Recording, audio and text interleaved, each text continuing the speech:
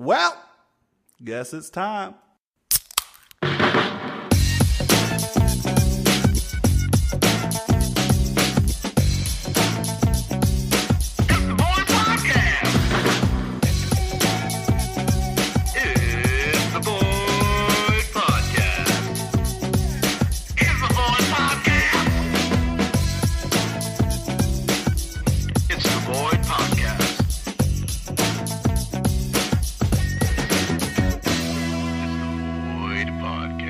Welcome to the Void Podcast. I'm your host, Lewis Lockhart. To my right, DJ Levi. Hello there. The producer. And across from me, Romero. Two Phones Jones. As he slides the shades on. We're rocking here today. So we're going to go through a little bit of movie news here. Movie news. News from the movies. Cue the music. So, Minions, Despicable Me, all that, surpassed $3 billion total dollars. Its franchise has now surpassed the $3 billion mark, a feat that depresses me.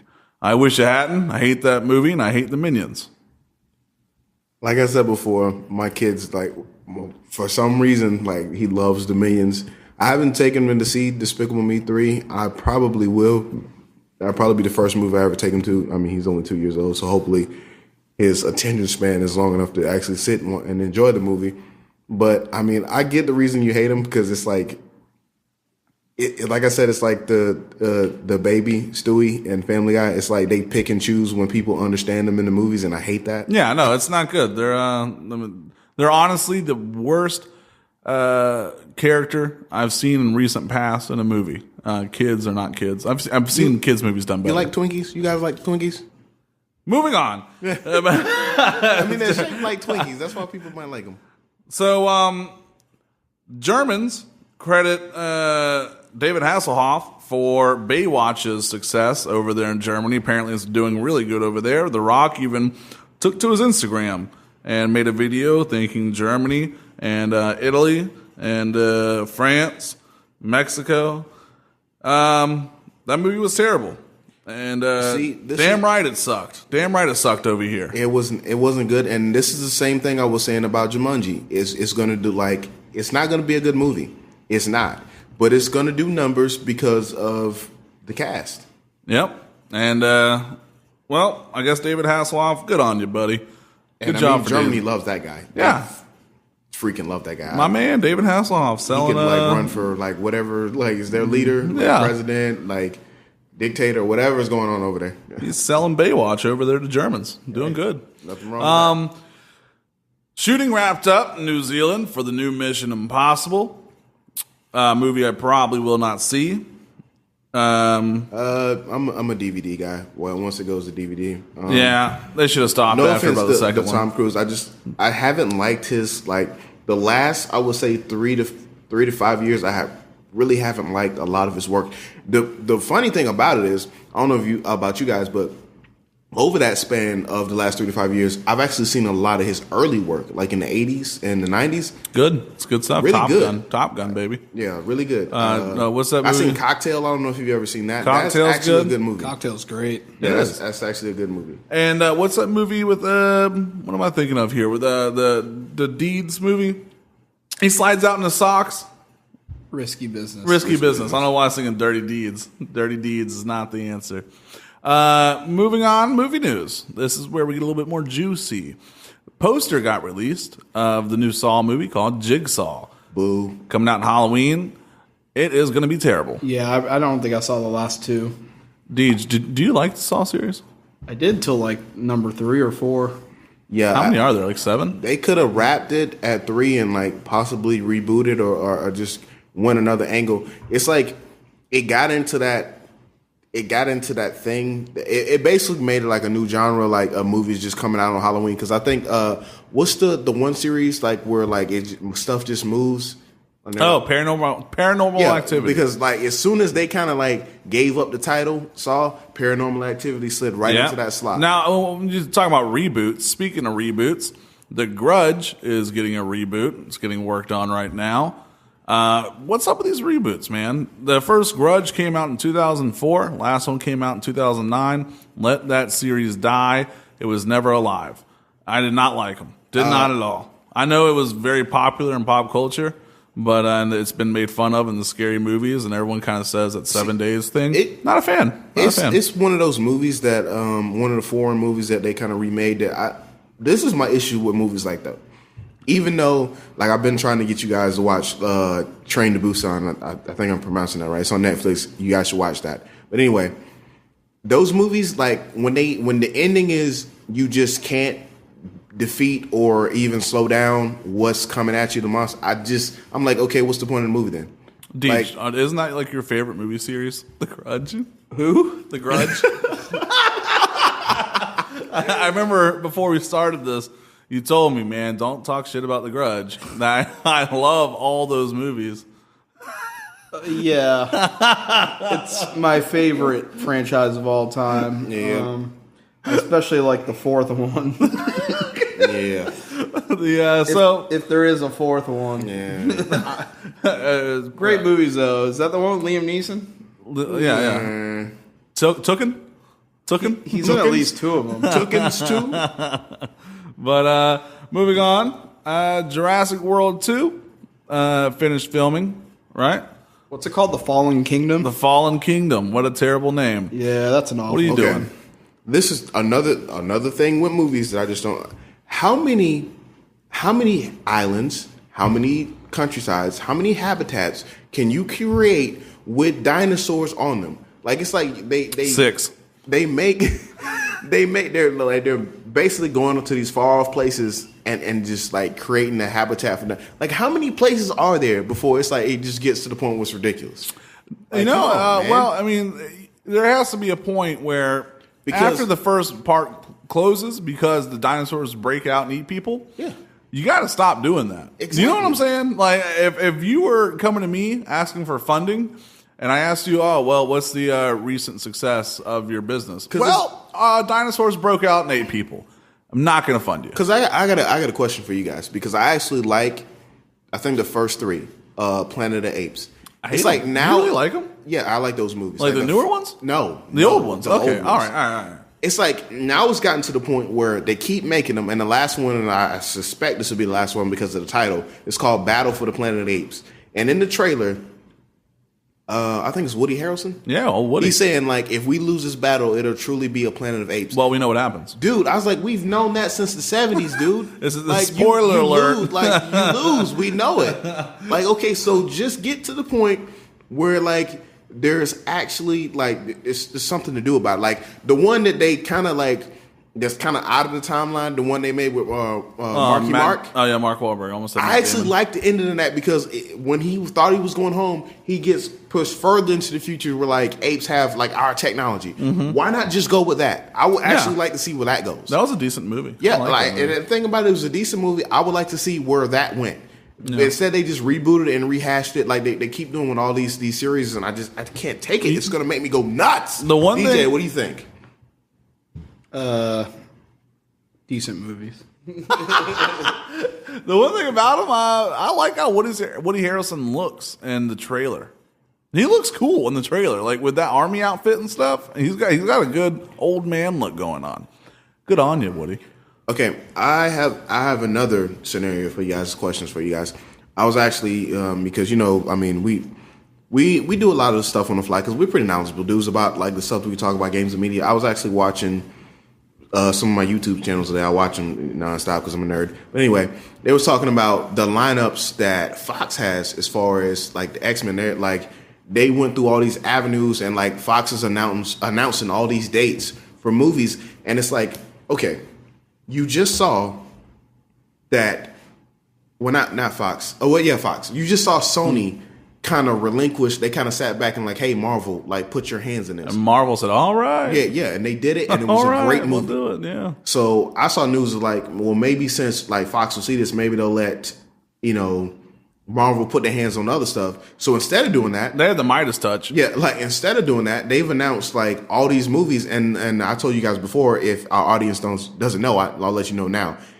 there's stipulation. They have the rights to Fantastic Four, but there's stipulations to it. They have to make a Fantastic Four movie every so couple years just to keep the rights. So they don't matter if it sucks or don't. Yeah, they're gonna make it. Like, because no one talks about that really crappy one they made in the 90s.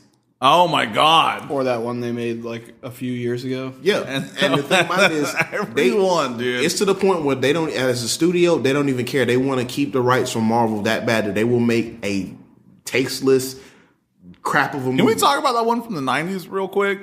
That one's bad, dude. It's bad, dude. That is straight to VHS. It's so funny looking. Do yourself a favor, Google and it. no one talks about I swear it's been like stricken from like history, like since we've established that I'm like a super like Spider-Man fan. I mean, I don't know everything. You do, but I don't. But no one talks about that movie that like I think it may be from the late 80s, early 90s. Spider-Man? No one talks about that Spider-Man movie, which was decent. I've never seen that. You mean the TV series? No, not TV. There was actually like I don't know if it was a TV movie or movie. Like it was kind of like it was that. probably bad. Like, no one talks about the two Captain America movies. They made. In the 90s. Yeah. Mm-hmm. I've never watched them, but I have seen YouTube clips. When the first one came out, they kept playing it like on the Sci-Fi Network, and I actually wasted like an hour of my life trying to watch it. What are you doing? Don't recommend What it. are you doing? Speaking of Spider-Man and YouTube.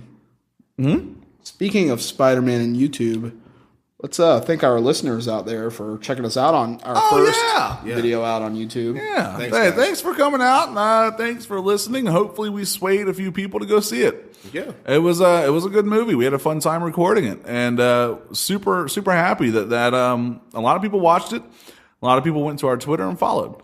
Also, would like to take this time to say that we're drinking a bottle from our sponsors, Halftime Liquors. Thank you for picking that up, Romero. Yep. Thanks, guys. So moving on. What do we got here? Wonder Woman. New movie, Wonder Woman 2. They're already talking.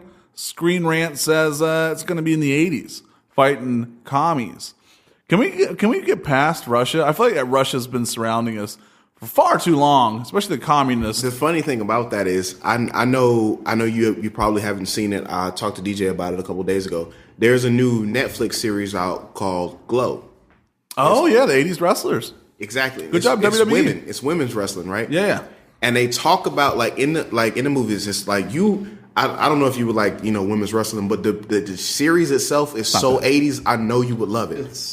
It's good. It's hilarious. I swear it is. Like you would love it. It's so 80s. It's so you. I love the 80s. But anyway, they like in the series, the producer or the director, where he gets like the main two characters. Like one is like that good wholesome like America. She does like the accent or whatever. Blonde. Yeah. And then big tits. Yeah. Okay. and her best friend, like she's looking for like characters throughout like half the series, and then she meets like they end up staying in this rundown hotel, and the owner is Russian, so she does like a Russian accent. Hello. And welcome to my hotel. Just like that. A bad Zoya the Destroyer. Zoya the Destroyer. Yeah, I like that. So she's super hot too. Basically, the director loves him. He was like, man, like America versus Russia. That like Russians like as the villain. Rocky IV, dude. Like they love to hate, Russia. Yeah, because the time period. So that's basically what it is. And the thing about it is, throughout history, like unless you go like way back in the history, who's the villain? Who's the villain? Who's the last like biggest threat? It was Russia. Whenever you have movies about Nazis, you're gonna have Captain America, and that's about it. I mean, obviously Wonder Woman too. I'm gonna throw her in there. I forgot about her almost. Besides that, you have World War II movies. When you do a World War II movie, you have to be historically accurate. And think about it. When it comes down to the last couple of wars in history, who's been a threat to like mankind itself? Right. The people are trying to. It was the Cold War. There's so much mystery, so many secret missions that are still classified. Yeah. You have a lot of smoke and mirrors. You have the Russia versus America, the two superpowers after World War II. Either one could take over the world, and there was so many instances where they almost went to war with each other. Yeah. And there's a lot there that you can fabricate. A lot. There's 40 years of technology being made, an arms race that's going on behind the. It was so much like cloak and dagger stuff going on. And I get it that there's a lot there you have to work with. You have a lot of creative power, but at the same time, I'm almost kind of tired of seeing it, man. The Watchmen did it, which, by the way, people hate that movie. I really like that movie. Okay, Watchmen was the a good reason, movie. and speaking of that, they're gonna get a series on HBO. Really? Yes. Oh, HBO does it good. I like HBO. They're gonna get an HBO series. Yeah, Showtime. Sorry, listeners, I forgot to mention that. Like, I've been wanting to mention that for a while. I just remember now when he said that. But the only thing about that movie that people was in about is because it got so dry. Because when like the thing about the movie, like the novel is so long and the story is so vast. One of the reasons they're making it into a series that you to cover. Even like they didn't cover everything, but to cover the ground, it had to have dry spots in the middle, and that's the thing that kind of happened with Batman versus Superman. Yeah, it kind of got what a shame dry that is. Well, it was so fast paced. It was too cut up. Like it seemed like I couldn't follow along hardly. Yeah, because they didn't want to run into those. They didn't want to run into those problems. And I was telling my brother earlier that I don't know. Like I said before, I don't know. In the Spider-Man review, I don't know who's writing these Marvel movies, like for Marvel and Disney, but these guys are putting plots together like seamlessly. Like Spider-Man is like, and I'm not saying this. Spider-Man is the best Spider-Man of all time. Like I'm not saying this because I'm a Spider-Man fanboy, but as far as like start to finish, that was one of the most well put together movies I've seen. No time wasted in that movie. There was no time wasted. Everything was built around Peter Parker and making him a lovable and believable character. He was scared half the movie of everything. He acted like a true kid would. I mean, we talked about this in the review, but I mean, he is very believable. And they skipped the whole, Uncle Ben. You don't need that. Marvel's doing a good job. Who would have played Uncle Ben? Like who's hot enough? Who's a hot enough male to go with hot Aunt May? Like is it John Stamos? You think? Oh, what about secretly, either Russell Crowe would make a good Uncle Ben. No. I'm thinking.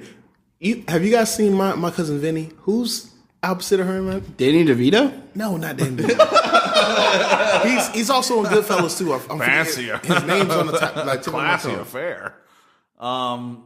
Joe Pesci. Oh, he should have been Uncle. No, Joe Pesci. Aunt May would have never. George Clooney. They put them together. And, like my cousin Vinny, that was a great movie. Yeah, no, that couldn't happen again.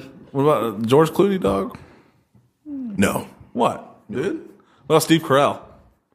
Have you seen him recently, dude? You know who needs to find his superhero footing because Robin didn't take off? Joseph Gordon-Levitt. I seen the thing in like when they said 10 best actors for Nightwing, he was on there. One more thing, we didn't point out we didn't point out in the review. I said I gave a nod to Childish Gambino's character. Mm-hmm, hilarious. But I looked at reviews. They set his character up to be the Prowler.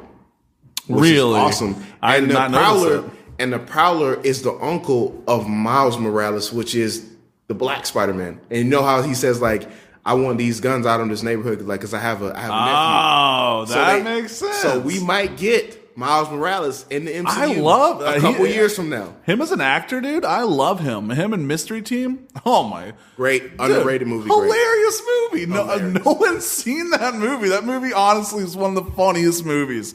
There are a lot of quotable parts of that movie. It's a good plot. Exactly. Yeah, good great time. Movie. Good time watching that. What are we at here? What's the time? What are we looking at? Running up onto a break? All right. When we come back, we'll wrap this up. Thanks for sticking in. You're listening to the Void Podcast. Hey, guys and girls. It's no secret we have a drink or two on the podcast, and it's no secret where we get it from.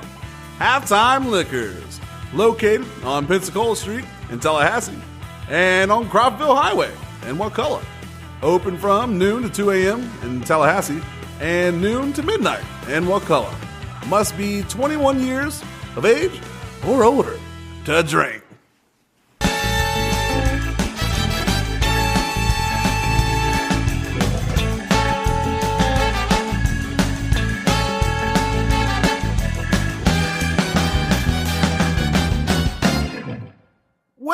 Welcome back to the Void Podcast. So, I do want to clarify. Earlier, I said we got our first bottle from Halftime Liquors. This is not our first purchase. No, us fine folks over here at Null and Void Games and Media, we get paid in bottles, baby. We don't get paid in cash. No. Also, at the break, we were joking around, talking about the new Mission Impossible. And I jokingly said the tagline for it should be what the game had: expect the impossible. And so then we got talking. What's a good video game that went to a movie, or vice versa? Because you don't see any good or crossovers, right? I mean, the only good one I can think of that went from game to movie was Resident Evil, and that was the first one. You know, that's about it. And from movie to game, well, I mean, I don't know. Spider-Man, maybe? I mean, that's about it I can think of. Yeah, Spider-Man. The first two Spider-Mans with Tobey Maguire, if we're going to go from movie to games, those were the best from movie to games. They were. For me, those are right up there. My favorite movie to game is The Matrix Path of Neo. Yeah, oh, yeah. I forgot about that. It is still to this day is one of my favorite games. That's a great one. The Path of Neo, the bullet time and all that. Yeah, it was so cool. And the final showdown with Smith, the fighting in that game was so cool. So, and I remember there was a subway level. I don't know what. It was 3 levels in after it's towards the end of the first movie. So yeah, I love that game. Yeah, I would play it. I'd play it right now. And Resident Evil, they should have stopped after the first one. After the first, I agree. Yeah, after the first movie, what are you doing, man? Maybe the second one. The second one, after the end of the second one, I would have been like, all right, we're done here. We're done with the second one. The first movie is honestly about an 8 out of 10. Second one, go ahead and give it a solid 5. It's an average movie. I didn't really like the rest of the Resident Evils. Could have done without them. I just think it was poor development on the character of Alice. It's in the second and third movies, they made her too powerful. Way too powerful. And then they try to they stuck her with some little virus that cured her. But she's still even as a human, she's still too good. If they could make another movie, a Resident Evil movie, in the same direction that Resident Evil 7, the game, went in, just straight horror. That's a good game, dude. I mean, or a good movie. My mistake. It's a good movie. You're doing good things when you make that kind of movie.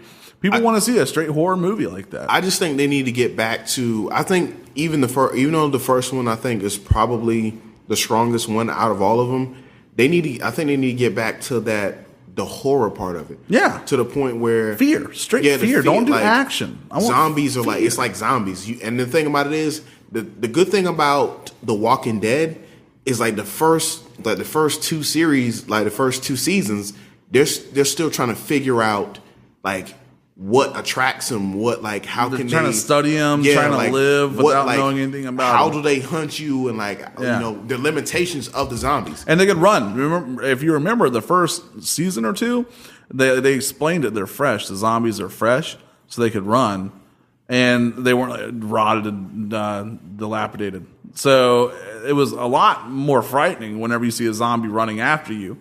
Yeah. For one, I think running zombies are scary. Not World War Z. I don't remember them running in. Yeah, they ran first 2 seasons. The first 2? I don't know. Yeah, not sprinted, but they can move far quicker. They move faster. I don't know about debunk alert. We may have to debunk alert. We may have to debunk it. No, they were. Keep talking. We'll see. No, we'll check at the break. Which is exactly why I want you guys to see Train to Busan, because they have running zombies. Explain to the fans what that is. Okay, what it is it's a foreign film. I honestly, from where? That's what I was about to say. I do not know. I don't know if it's from China, if it's Korean, Japanese, or Chinese. But I know the story is good. The story starts like this. I'm not going to tell the whole movie, but what it is this guy. He works for this company. He's a Umbrella. Is it Umbrella? It's not Umbrella. It's sort of like that. He's really driven and he sacrifices a lot for his kid. But unbeknownst to him, you know, when you're a kid, you don't see your parents sacrifice. Like when they're not there for stuff, that's all you see. Yeah. So his daughter, and he kind of goes through a separation with his wife. So the first couple scenes he comes in, it's his daughter's birthday, and he brings her a birthday present, which she's excited for about 2 seconds until she opens it up.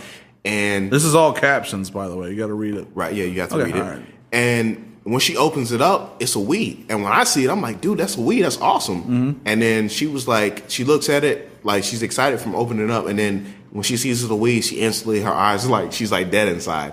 And then she looks over in the corner, and there's a brand new Wii in the corner. She's like, you got me that for Children's Day. Oh. And it's like, that's how you can see how, you know, inconsiderate he's been as a parent. Yeah. So basically, she was like, all I want for my birthday is to see my mom. I just want to see my mom. Please take me to go see my mom. And then he was like, he was, you know, skeptical about it. And then his mom is telling him, like, hey, she really wants to see her mother. Like, won't you do that? Like, you know, sacrifice something for a change. Take her to go see her mother. Yeah. So he gets on the train, and unbeknownst to him and the rest of the world, you know, the outbreak starts. And the good thing I like about the zombies in this movie is because in Asian films, people get caught up in the subtitles, but you don't realize that there's a lot of good acting in these movies. Like, it starts off as like a virus, kind of like. And it's easier for foreign films to have good acting to us, because really, like, when you hear it and like the dialect and the way they say and deliver words, there's sounds to us, you know. See, but that's and it is, and that's why I get caught up in like the emotion of the moment, and it's like it is an outbreak, and how it is like the person. You okay over there? Yeah, I just had a burp. Okay. You know. We have a little, you know, we have a little adult drinks in here. You know that I had to burp a little bit. I had to save the audience from that. I didn't want that like man belch thing coming out. But anyway, so Christoph Man Belch, like the zombies in this fighter in the world. The zombies in this, they bite, like when they bite you, like you're instantly infected in like a couple minutes. Like you turn and their eyes go all white and you can see the infection in their veins. Oh, that's cool. And they go off sound and sight. So when they can see you, like if they can see you and they can hear you, that's when they attack. And you know, with it being in a train, like you go through tunnels and you like it like, and that, you know, that's the kind of you know, learning period throughout the movies. But I definitely think you guys should watch it. I like beyond, like, cause I watch a lot of anime, so I'm used to subtitles. But once you get used to that, probably by like the middle of the movie, you'll really get deep into the story. And I think some people hate subtitles. I really don't mind them. They're fine. Hey, you can get past it. The thing about it is, it's just like sometimes I'm gonna be honest. I get tired of reading like subtitles. Like sometimes I like the dubbed version or whatever. But the reason sometimes I prefer the subtitles is because you get more emotions when you hear like when you hear someone else's voices. Sometimes they don't capture the emotion of the moment. Right. They don't. Yeah. So when you just see the words, you can see the emotion of, like, cause there's certain points in the movie as the story goes along that are really heartfelt, and I think a dub version wouldn't capture that the way it is. So Train to Busan, I hope that I'm pronouncing that correctly. If not, just go search that on Netflix. Yeah, it's on Netflix. You guys should definitely watch it. You know, I'm going to have to watch that. Speaking of games or movies going to games, they're all terrible. So that's going to bring me into this next question. Deej Romero, what is your worst game you ever played? Your most disliked game you ever played? It's a tough one. No, Romero, you go. Can you think of one? You're putting me on the spot. I sure did. I'll tell you mine. Colonial Marines. Dude, that movie, let me tell you why that game made me so mad. For one, it's canon. So that wouldn't be a problem if it wasn't bad. But now that it's a bad game, that all the fans have been waiting since 2007 to play that game. And when it came out, we got PS2-esque graphics. We got gameplay that was lackluster, characters that never developed, and the voice acting was just as bad as the character acting. So whenever you mix all those into one, what do you get? Colonial Marines. Now, the thing that makes me aggravated with it is that if they would have marketed this game how it was, it would have been fine. I wouldn't have bought it and I wouldn't have played it. But the E3 trailer, all the trailers for that matter, were all centered around this team that goes in there. It's terrifying. They're getting killed. The atmosphere is great. These aliens, very much like aliens, start killing them off. And you feel terror when you watch those trailers. When you play it, you feel nothing. You feel that this game should have been played once in a demo on a computer without ever touching a controller on a console. It should have been deleted that second and deleted out of the trash bin, and just a single 14-character, 20-character post on Twitter saying, hey guys, Colonial Marines is trashed. Thank us later. There we go. Done deal. I would have been happy. And the fact this canon pisses me off because now the next Aliens is going to have to use that story. That's why if you see the concept art for Alien 5, Michael Biehn, his face is all burnt because the damn game messed it up. I'm so mad. I've been waiting a long time talking about this damn game. God. You sound like a disappointed stepmom right now. I hate that game with a passion. I know a game I hate, and it's probably my least favorite game of all time. It's on the GameCube. Oh, God. Batman Dark Tomorrow had to be the worst game I had ever played in my life. It came out for GameCube with what I could only assume is they forgot to put controls in the game for it. Because, like, so many things were missing. And I remember they tried coming out with an update for it where they put, like, normal controls in for normal people that didn't live in this weird world they thought we all lived in. And the graphics were awful. The camera was so aggravating. The camera was the worst. Was it fixed camera? Oh, it was like to the extreme. Like nobody did a camera like check you're playing on this through like a game. CCV camera. Exactly. It was horrible. And the funny thing was, it did so bad, it got canceled. The PS2 version got canceled. So GameCube was just stuck with the worst game ever. And I hated that game so much. And it's really funny. I think it's one of those games that like you could go and look up.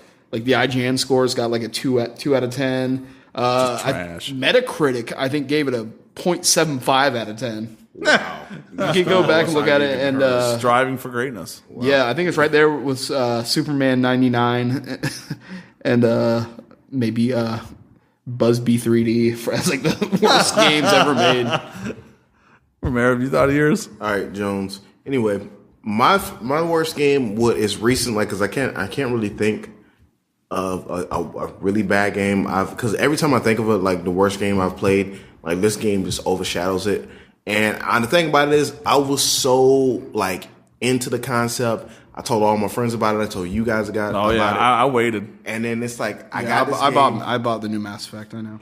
Okay, screw you for that. Do not do that to Mass Effect. Mass Effects may rebound. It may rebound. BioWare, like come on, guys. Come on. I love you guys. That's not what you do, guys. But my worst game would definitely be hands down No Man's Sky. Oh yeah, because I was so into the game. I pre-ordered it. It was supposed to be like awesome, and it was so repetitive. You got swindled. I did. I got swindled. They got sued. It's like for false advertising. They gave us bastards. a fourth of a game, and then they promised all this stuff that didn't even happen. It's like every time I got a ship that was like super advanced, I'm like, oh, I spent all this money. The next time, like when you buy a ship in the same place that you buy the ship, another one pulls up that's even better, and it's like endless. You can't buy a ship that's better than a ship. You know, it just. And then the exploration was the same. You run out of room. Like the planets were like, I mean, it just got so repetitive that I just couldn't even play it. I mean, I still have it. I don't even know if that game's worth the trade in because I wanted to trade it in, but like by now it's like not even worth the trade in. We talked about this with Beyond Good and Evil 2, which that first off, it looks like a good game. Now, here's what I have to say about that. Is whenever you have a game that vast where you have planets to visit, you have cities on that planet, and let's say you just have one big planet, and it's huge, and you can travel anywhere on it. That's great. Now you have to make each one of those cities unique. You have to make them feel unique. Different kind of culture, different animals if you want to discover. Weather changes and all that. Yeah, and now you have to do that for the planet next to it. And not only that planet, the planet next to that one in the solar system. Now that whole solar system has to be part of a galaxy. I mean, are you that's kidding doable. me? It's not doable. It's doable to this sense because like what you're saying, it makes perfect sense if you use the No Man's Sky model, because what they were trying to say is, hey, we got endless amount of planets, and it's like you have endless amount of planets. I think it's a mile wide and inch deep. Yeah, and it's like they basically said you'll rarely run into another user. So basically, they told the truth on that one. Every 1,000th time you log on, you may run into a user. That made it worse. And then it's like all of these planets, it was just too much. Now, as far as what's the name of that game again? Beyond Good and Evil 2? Beyond Good and Evil 2. Like, just like Mass Effect, once you structure it down to like a solar system or just a few galaxies, you can get away with that. You can paint that picture. You can make those cities, like you can do it in a unique way. You can do that. But it's like even though you want to make your map vast, you can't do it like No Man's Sky. It's like, oh, we have like millions of planets. You don't go there. Beyond Good and Evil 2, when you heard the dev talking in the playthrough, the one thing he harped on was scale. And I'm okay with that. You got good scale. Now, I didn't hear too much about diversity. If I go to a different planet, I want different ecosystem. I want different animals, and I want them to act differently. If I walk up to them, maybe they've never experienced my race. Maybe they're saying, hey, what are you? Maybe they come up to me. Maybe they're friendly. Maybe they act differently with interacted with different objects from the planet I just came from. I completely agree. And it's hard to do that. It's very hard to do that. Now, No Man's Sky did that poorly. And since, first off, it's hard to make things look unique when you have graphics such as that. Not only that, when you tell people there's going to be flying creatures in the sky and there's no flying creatures in the sky, I've got problems with that. I want my damn flying creatures in the sky. No Man's Sky is the one reason why I don't trust video games that aren't AAA. But I have to get this in. I said it in previous podcasts, and I'll keep saying it. I was born in the late 80s, but I grew up in the 90s. Us 90s kids, we revolutionized gaming. We brought that to living rooms. N64, NES, PS1. That's a common thing. Just like, Wi-Fi is a common thing. Like Wi-Fi is a common thing now, to the point where they're trying to pass a law where it's like a utility just to have internet. What is, like, when they talk about Are they Wi-Fi, really trying to do that? Well, yeah, they are trying to do that. Wow. What is one of the top three things that people, like, when you see, like, if you even buy Wi-Fi, what's one of the top three things on there? It has the little thing for gaming. Like, if it's good for gaming. The Ethernet or whatever? Yeah, that's what I'm saying, because it's like we've brought that to the forefront of society. Latency. Gaming. Fixes latency. But I'm saying that to say this. Since that's happened, gaming companies, they've done this. They don't even make full games anymore. No. They pay $60 for half a game. Yeah, like they give you half a game and then they want you to buy DLC. Which this is a good time to shout out Overwatch. Good for them, because they have a full game. All their characters are free when they release them. And on top of that, their little loot crates, the things you can buy and randomly get objects, it's all cosmetic. Nothing is, it's all suits for different characters, or maybe an XP boost. Because I was watching, since we're going to bring up Mass Effects, I was watching the YouTube channel for like a guy who has inside information on BioWare, and there was a debate to whether there was going to be DLC for Mass Effects Andromeda, which of course I'm looking, if they have it. But the one thing he was saying is like people forget that they make games to make, money, and people, they forget that point. So if a game's not making the money that it's supposed to make, and on top of that, the sales are bad, then it's slim chance they'll get DLC, because from what his research showed, Mass Effects have been promoting it for 5 years. So spending money to promote it for 5 years, it made a third of what they thought it was going to make. Yeah. And that's why I told you guys. You expect so much from it though after 2. Exactly. And that's why I told you guys I think it was like episode 2 that I hate I like when people take their time, like take your time to make us a good game, but don't take forever. Yeah. Mass Effect Andromeda took 5 years, so that's 5 years of development, 5 years of paying developers, 5 years people of switch promotion. over. Yeah, You have art designers that start it, and then someone else takes over. You have different coder or different graphic designers that come in after someone leaves. And when you have a game that takes 5 years, 6 years, same thing that happened to Colonial Marines, you have this problem where people take off where other people left.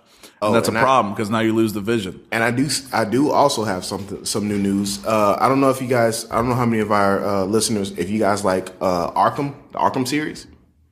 No one likes that game. I was watching some channels today, and I found out that an employee got fired from, I guess, development of the game, and he released on Reddit. He released a bunch of information on the game. Now it's hard to trust those guys now. Which I would agree with, but when I was watching the YouTube channel, they said like this happened for, I forgot what 2 games they mentioned, for like 2 other games, and it turned out to be true. Probably Assassin's Creed. That thing gets leaked more than So the leak, boat with a hole in it. I was hoping for something so much better. The leak was this. They were saying how like it's going to be done by, I think, WB Games, because Rockstar basically said they're done with their, and they're going to set it. It's Rocksteady. I'm sorry. Yeah. All right. They're gonna set it 3 years after Origins, because they did Origins. I don't know if they said a lot of people didn't play that. I actually played it. I didn't like it. Yeah, it was okay. So basically, they were just going over like aspects of the game. They could do Old Man Batman. Old Man Batman. Old Man Batman.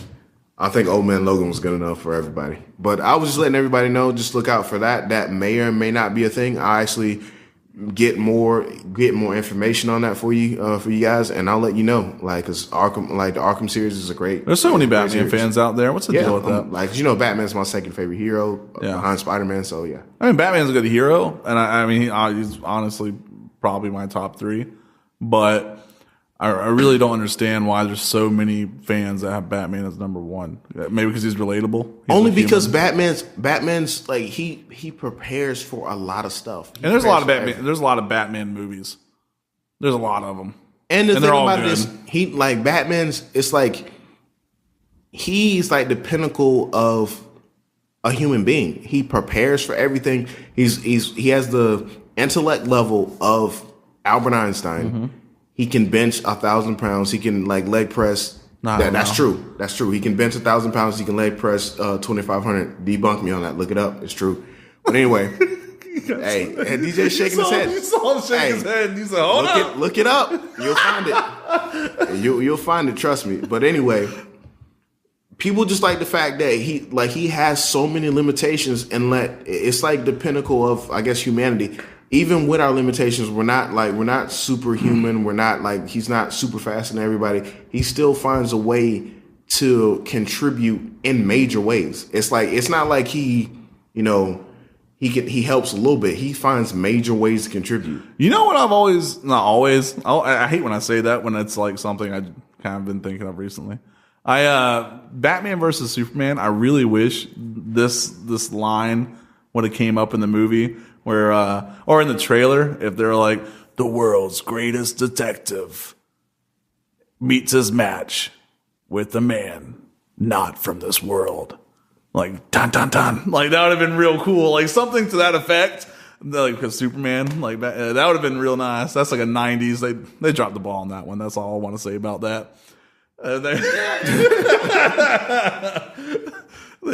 But, so we can all agree Batman versus Superman sucks. And plus, I mean, it does suck. And like I was telling you guys when we were watching, that's our fallback. Before we watched Spider-Man, it was like a lot of people who analyzed the situation, and a lot of YouTube channels, they basically said with prep time, Batman and Spider-Man are the two individuals in like the cinematic verse or whatever that they could probably put up a fight against anybody. A good fight up against anybody. Aquaman with prep time. Aquaman would beat them both. I don't think so. Well, maybe I'm wrong. But Deadpool, though, is the strongest character. I don't care if you have prep time or not. Now, I'm not a huge Deadpool fan, but... Why would you say Deadpool's the strongest character? Because he can't be killed, for one. You don't have to be killed to be beaten. Yeah, I know. But Deadpool's killed every character in the Marvel universe. They also have comics where other people done the same thing. They like Old Man Logan, like, you know, they changed it for the movie. Wolverine kills every X-Men. And like in the comic version of that, he kills all the X-Men by himself. Deadpool ain't X-Men, baby. Think about that. So think about, like, there's plenty of X-Men that are stronger than Wolverine, but he somehow kills all of them. Well, okay, so you know how Stan Lee puts himself in the comics as like God? And I don't remember his character's name. Might have to do a little Google search, a little Google job on that. Deadpool has killed every character, including the God characters in that universe. I know that's a different artist, and that was a different timeline, and they had a little creative liberty, and they kind of went overboard with Deadpool, but still canon. I think Deadpool in a fight would beat any DC or Marvel. I was going to say just Marvel, but I'm going to say DC and Marvel. You disagree with that? No, there's no way he wouldn't beat Superman. Yeah, I was about to say there's no way he beat Superman. Superman would just pull his body in half and throw him in space. He'd live. Not in space. Yeah, he can live in space. No. Yeah, he can. He can survive a supernova blast. Who said that? Am I gonna have to pull up his little? Yeah, pull that up. A supernova blast. We'll debunk that later. I'm gonna look it up at the break, and we'll come back and we'll see who's right. Yeah. This is the Void Podcast. Hey guys and girls, it's no secret we have a drink or two on the podcast, and it's no secret where we get it from. Halftime Liquors, located on Pensacola Street in Tallahassee, and on Cropville Highway. And what color? Open from noon to 2 a.m. in Tallahassee and noon to midnight. And what color? Must be 21 years of age or older to drink.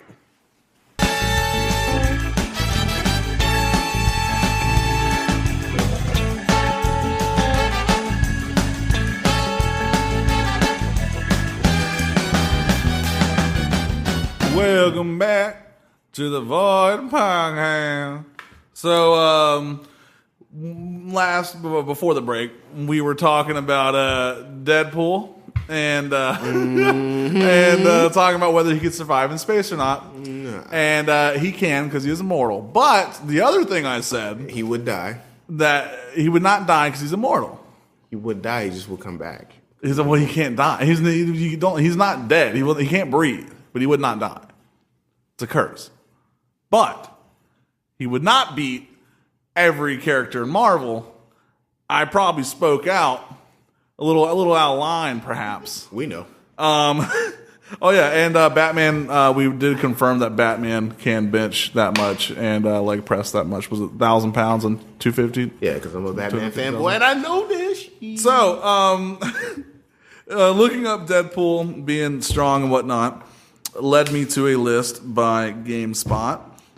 Can y'all name the top 5 strongest characters in Marvel? It doesn't have to be in order. If you say their name, I'll say if you're right or not. Is Abraxas on there? Abraxas? Abraxas? Nope. Is Legion on there?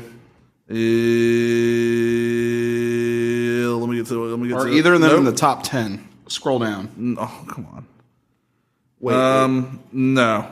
Is Iceman on there at all? Nope. I know he's a mega level mutant. Nope. Lucifer Morningstar? Nope. Is he in the top 10? That guy's strong as hell, though. Nope.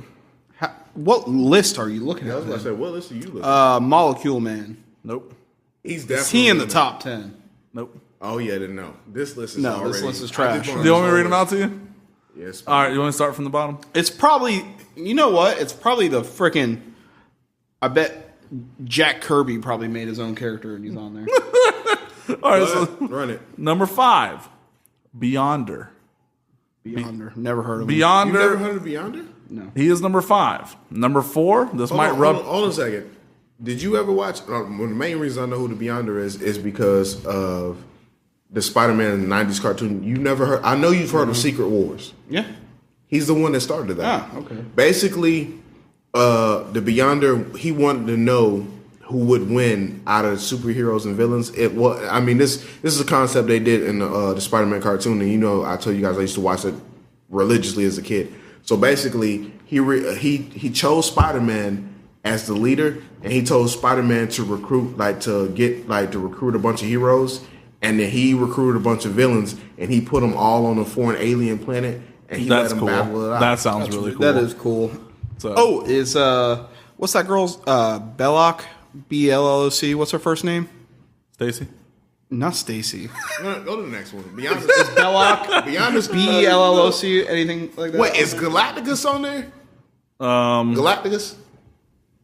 Yes. Yeah. All right. He's on there. All right, so Belloc or Belloc? Keep going. I want to hear his name. he is not. Because I'm this list. I'm thumbs down this list already. okay, so Hold on. Is it's an alien. Isn't it called like the alien spirit or like the alien form? Is Death on there? Yeah. Death? No, he's not on here. Okay. I literally just watched the YouTube channel where Death is on there, so this list sucks already. But go ahead. Okay, so 5 was Beyonder. 4, this might rub you the wrong way, but I actually kind of agree with it. Silver Surfer. You're a liar. You're lying. I swear to God, dude, look at it. Silver Surfer. Silver Surfer is actually up there, but he got his powers from Galactus, though. Yeah. Yo, well, hold on. So here's the Silver Surfer thing. Dr. Doom's on there. Stronger than Hulk, warp speed, flight and teleportation, immune to disease, temperature extremes, etc. Matter manipulation and animation, element transmutation, planet destroying energy blast, and many other powers. As long as he's on his glider. No, not on top 10. Onslaught's not in top 10. Number 3, Galactus. Yeah. All right, so they have a cool picture of him. At number 2, Thor. It's over. Thor. Thor's not even stronger than Odin, so this is over. Number 1, coming in at what? I just lose my place here. I clicked on Galactus' name. Coming in at number 1, Apocalypse. Yeah, it's over. No. I'm gonna show you a definitive list. I bet. No. Hey, that's from GameSpot. And actually, if you Google the strongest Marvel character in order, Google gives you a preview of what the answer is. Mm-hmm. That's what it is. I don't agree with it, but maybe I do. I like Silver Surfer. I have a GameSpot one here also. Okay.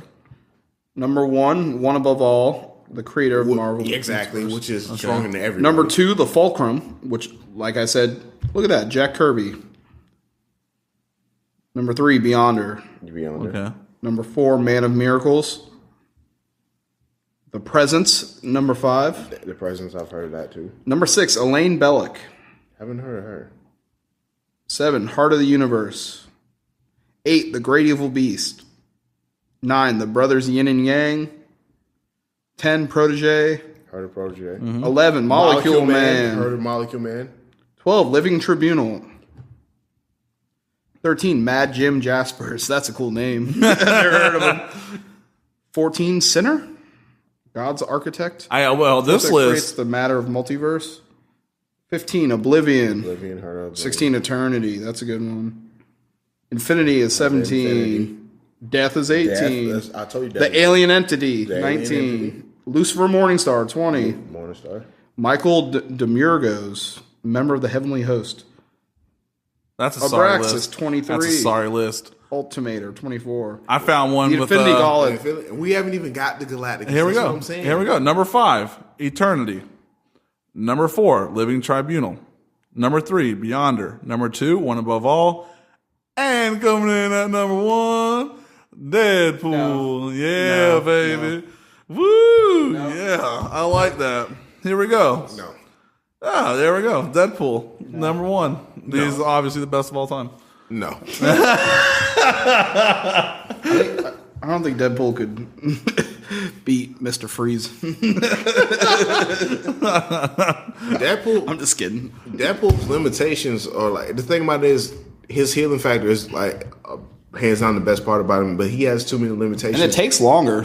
He has too many limitations to beat someone that's actually powerful. Like that's one of the reasons in the movie he couldn't take Colossus, because Colossus, he has metal skin. He's super strong. What would Deadpool do with that? You can't penetrate the skin. All he uses is guns and knives. and he can. I mean, they didn't give it to him in the movie. He can teleport, but other than that, he couldn't do anything. Well, the movie limits his power, so it's a movie. You got to do that. But even with teleportation, what was he going to do with Colossus? He couldn't penetrate his skin at all. Man, listen, if he really wanted to kill him, I think he could. How would he do it? I don't know, dude. I would bet you $20 he couldn't even get 10 paces within Professor X if they were fighting. That's okay. Hold up. Now we ran into a little. Yeah. All right. I'll agree with that. Yeah. That's an obstacle. All right. Fair enough. So that means we definitely don't even want to talk about him battling Jean Grey. So yeah, it gets. I'm with DJ. Like, what about he's good, but like, come on. I feel like an idiot. I can't think of his name. The strongest superhero in any of DC, Marvel, anything. Who's the strongest one? Well, they all like each comic book verse. They always have Brock Lesnar, of course. Brock Lesnar. Like the one above all is the strongest in Marvel, and they have like a similar presence in DC. It's like they both have like take away those like the god characters and stuff. Well, then they go down to the angels because Lucifer Morningstar is the devil. He's the devil in the Marvelverse. It's like they even when you come down from God, they still have the angels in both depictions. I guess the better question is who's like the most who's the strongest of the known. Superman, like super people. Maybe, I think maybe ones that Aquaman. were born as like humans. Maybe I read it. I read in this a little bit. Like there's with Marvel, they have what they call Omega level mutants, and they're basically mutants that have control over matter itself, and that's why Professor X's son Legion. I think he's one of the most powerful. And surprisingly, what surprised me is that Iceman is actually on there. Well, Mr. Manhattan. I was about to say in DC you got Mr. Manhattan, which he's like incredibly strong. Yeah, I mean, he literally just blows people up with his mind. And he has his dick out the entire movie. Fucking huge, dude. Speaking of that, you ever notice like during the entire movie his dick's obviously out until like they're fighting in like the war and he's like giant. Yeah, he has like a loincloth on. Then like then you want to be modest then, but you got a bigger target. You know what I'm saying? You don't want that thing hurt. The rest of the movie you're just like dick and balls in everyone's face, but like then you want to get modest when you're like the size of a skyscraper. Hey. So I think we all agree that Deadpool's the best character out of DC and Marvel. Absolutely not, but okay. No, I take that back. I don't think he is. I think he is though. No, I'm gonna keep pushing that agenda, that false agenda. So I think it's about time to let you guys know that next podcast you will hear on YouTube. By the way, we've outreach to YouTube. Thank you to the YouTube community for giving us such good feedback, and thank you for following us on Twitter and Facebook. Or not Facebook. What am I saying? Twitter. Thanks for emailing us, and this is going to go on YouTube as well, and we're on iTunes. If you're listening to this on YouTube, make sure to subscribe. Like us if you liked us. Dislike us if we suck. Definitely. And not if we suck though, because we're just a group of guys that we love games and media. We're just trying to turn this. We're trying to make it the best show we can make it. We love the feedback. We listen to our fans. We completely give the utmost respect to you guys, and we just want to make a good show. We do it for you guys, and I've said this before. We talk to you. How about you talk to us? Tweet us. Comment on the video on YouTube, because if you comment on the video, guaranteed we will respond. We read them all, respond to them all, and we like to hear from you guys. Also, this is going to go out, and the Movie Monster Draft will also go out. And then after that, we will have the first battle. I can go ahead and say it. Yeah. It will be between Jeepers Creepers and Pinhead. And overall, baby. That's going to be very fun. And it's going to be between DJ Levi and Tuvon Jones. And Jones has Pinhead, and DJ, the producer, he's got the Jeepers of the Creepers. And but thanks for listening. Make sure to follow us on Twitter and comment, all that good stuff. This is the Void Podcast.